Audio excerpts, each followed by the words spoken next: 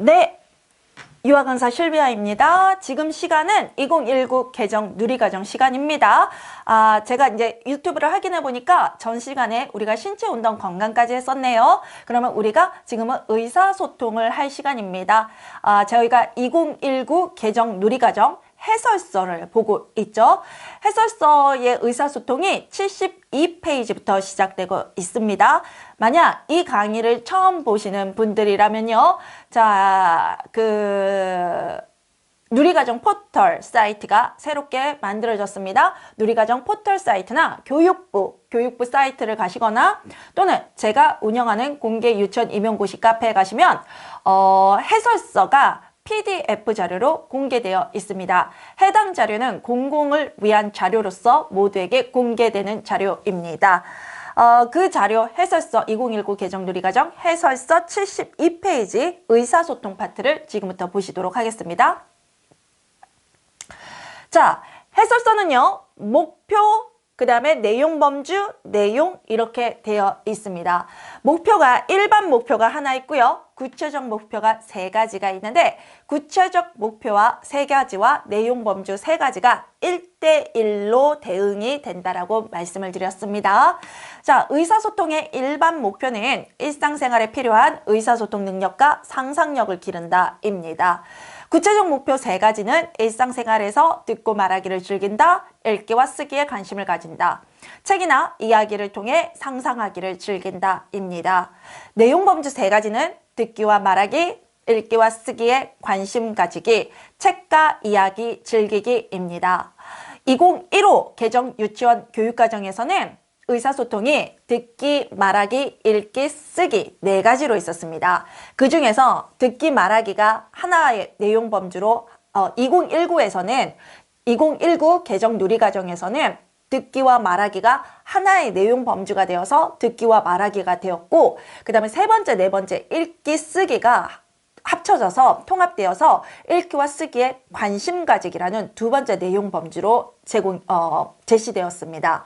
그리고 읽기, 책 읽기와 관련된 내용이 읽기에 있었는데요. 이것이 하나의 내용 범주로 독립적으로 분리되어 책과 이야기, 즐기기가 됐습니다. 듣기 말하기에는 6가지 내용이 포함되어 있고요. 읽기와 쓰기에 관심 가지기에는 3가지 내용, 그리고 책과 이야기 즐기기에도 3가지 내용이 있습니다. 저희가 기존에 2015 개정 유치원 교육과정에서 책과 이야기 부분이 읽기에 해당됐다라고 봤을 때 읽기와 쓰기에 모두 합해서 6가지 내용이 들어있게 되는 거죠.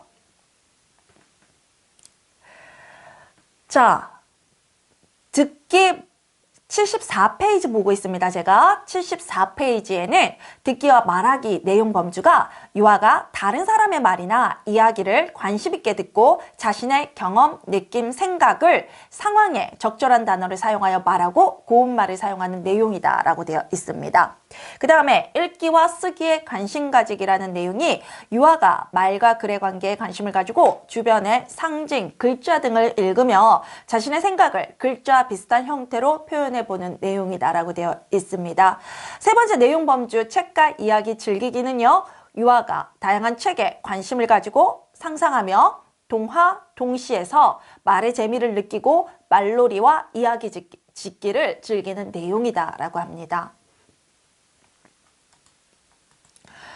75페이지 보시겠습니다. 75페이지 내용 범주, 첫 번째 내용 범주, 듣기와 말하기가 나와 있네요. 목표 내용이 듣기와 말하기와 만나는 목표가 일상생활에서 듣고 말하기를 즐긴다라고 명시되어 있고요. 자, 내용이 6가지인데 하나하나 자세히 보겠습니다. 말이나 이야기를 관심 있게 듣는다입니다. 타인의 말이나 타인의 이야기를 관심 있게 듣는 거겠죠? 유아가 다른 사람이 하는 말과 흥미로운 주제 또는 익숙한 경험이 담긴 이야기에 관심을 가지며 듣는 내용이고요. 2번째, 자신의 생각, 느낌, 자신의 경험, 느낌, 생각을 말한다가 2번째 내용입니다. 이제는 누군가의 말을 들었으면 이제 자신이 타인에게 자신의 말을 하는 거 들어가죠. 유아가 상대방에게 자신의 경험, 느낌, 생각을 자유롭게 자유롭게 말하는 내용이에요. 그래서 누구에게 방해받지 않고 자신이 말하고 싶은 의견을, 경험을, 느낌을, 생각을 말하는 거예요. 왜냐하면 우리 유아들은 우리가 그 말을 끊었을 때 또는 그 말에 제재를 가했을 때 자기 그 말 내용보다는 자기 자신을 제재한다라는 느낌을 가질 수가 있거든요. 그래서 아이가 하는 말을 자유롭게 할 수 있는 그런 분위기를 조성하는 게 중요하다고 합니다.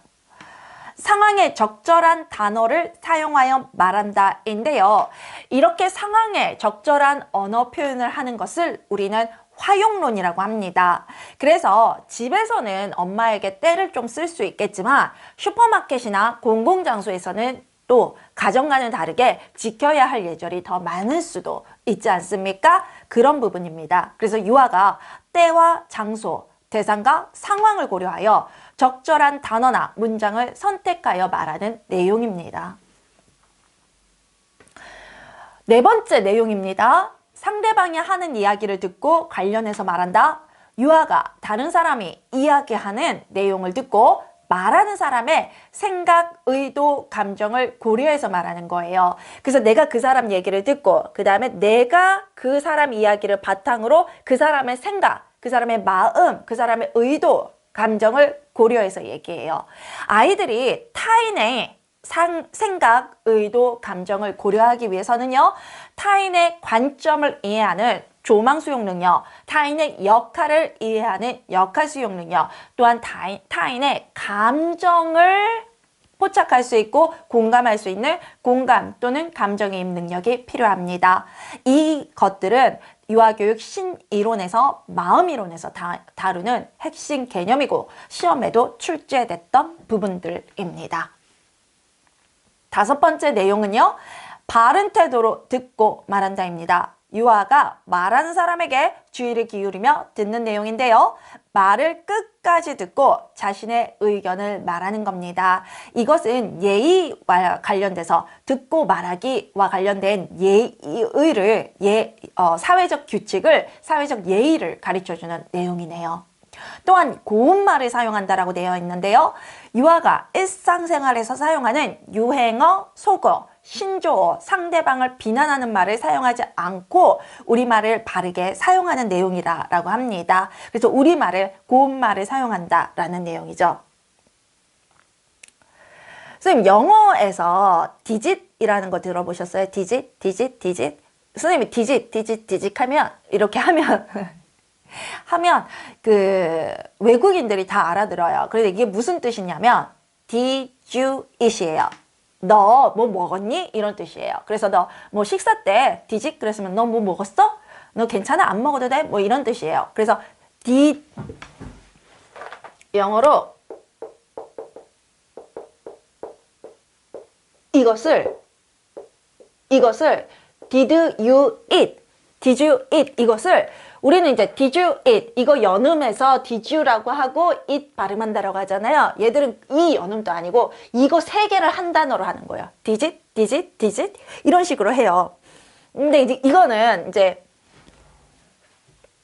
모든 외국인들이 알아듣는 단어인데 그 미국인들 중에서 10대들이 모든 문장을 다 이런 식으로 얘기를 하는 거예요.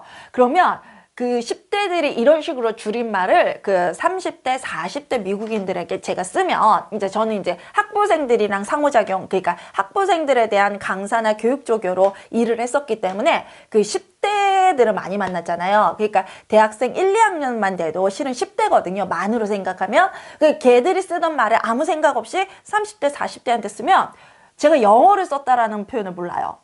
그러니까 한국말을 순간적으로 쓴 줄 알아요. 그래서 내가 이런 뜻이야. 너네 10대들이 이렇게 이 문장을 이렇게 써 하면 그쪽에서 나는 10대들 말을 알아들을 수가 없어. 그러니까 저희도 그렇잖아요. 저희가 30, 40대들이 뭐 10대, 20대 그 다음에 어린아이들 그런 표현을 너 무슨 말이니? 이렇게 할 수가 있잖아요.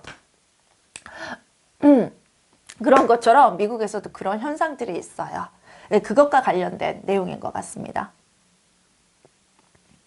그 다음에 두 번째 내용 범주가 읽기와 쓰기에 관심 가지기라는 게 있어요. 읽기와 쓰기에 관심 가지기, 목표가 읽기와 쓰기에 관심을 가진다이고요. 그 다음에 내용 첫 번째, 세 가지 내용이 들어가요. 첫 번째 내용 한번 보세요. 말과 글의 관계에 관심을 가진다예요. 유아가 일상에서 말이 글로, 말은 또 글로 되고 글은 또 말로 옮겨가잖아요. 여기에 관심을 가지는 거예요. 말을 글로 정확하게 쓰는 것보다는 말이 글이 될 수 있고 글이 또 말이 될 수 있다라는 거. 그래서 음성 언어와 문자 언어가 서로 관련이 있다는 걸 깨닫는 것, 또는 깨닫기 전에 어떤 관심을 가지는 것, 이런 것을 말합니다. 두 번째 내용은요, 주변의 상징, 글자 등의 읽기에 관심을 가진다입니다. 유아가 일상에서 자주 보는 상징, 표지판, 그림 문장 등 글자 읽기에 관심을 가지는 내용이고요. 유아가 상징이나 글자에는 사람들의 생각과 감정, 정보가 담겨 있다는 것을 이해하는 거예요. 선생님, 왜 글자나 상징이냐 하냐면요, 글자를 언어 기호라고 하잖아요. 누가요? 데일의 경험의 원추에서요. 그 데일의 경험의 원추 언어 기호가 브루너는 상징적 표상이라고 불렀던 거잖아요. 그래서 글자가 언어 기호가 되고, 또 이제 브루너 이론에 의하면 상징적 표상, 상징이 돼요. 그래서 우리가 상징이나 글자 이런 뜻을 이렇게 연결해서 얘기하는 거예요. 여기에는 사람들의 생각, 감정, 정보가 담겨져 있다라는 거죠. 그걸 아이들이 글자가 단순하게 그냥 모양이 아니라 거기에 담긴 글이 뜻이 있다는 걸 이해하는 내용이에요. 그 다음에 세 번째 내용 한번 보세요. 자신의 생각을 글자와 비슷한 형태로 표현한다. 연령별 그 세부 내용이 아니라 연령을 통합한 내용으로 제시되면서 글로 쓰는 게 빠졌어요. 그래서 우리 유아기에는 글자를 정확하게 쓰는 것보단 글자에 관심을 가지고 글적거리기를 하고 글자와 비슷한 모양들을 쓰면서 글자의 어떤 용도를 아는 게 중요하다라는 거죠. 유아가 자신의 생각이나 말을 끄적거리기나 끼적거리기나 그 정보서에는 끄적거리기라고 돼 있어요. 그러니까 끄적거리기, 끼적거리기 같은 단어예요. 끼적거리기나 글자와 비슷한 선이나 모양, 글자와 비슷한 형태로 표현하는 내용이라고 합니다. 내용 범주 세 번째, 책과 이야기 즐기기입니다. 목표에 책이나 이야기를 통해 상상하기를 즐긴다라고 되어 있고요. 첫 번째 내용은요, 책에 관심을 가지고 상상하기를 즐긴다라는 내용입니다. 유아가 책에 흥미를 가지며 책 보는 것을 즐기고 상상하는 즐거움을 경험하는 내용이다 라고 되어 있어요. 그래서 책을 정확하게 읽는 것보다는 책이라는 것이 뭔지 거기에 관심을 가지고 흥미를 가진다면 성인이 돼서도 거기에서 관심을 가지겠죠. 그 다음에 책의 내용을 정확하게 읽기보다는 거기에는 그림이나 어떤 그 상징들을 보면서 아이들이 책의 내용이 뭘까? 이렇게 상상을 한다면 창의력도 길러질 수 있겠죠. 그 다음에 동시에서 말의 재미를 느낀다. 동시에서 말의 재미를 느낀다. 말의 재미라는 건 어떨까요? 말이 가지고 있는 리듬이나 은율, 거기에서 느껴지는 재미들이 있죠.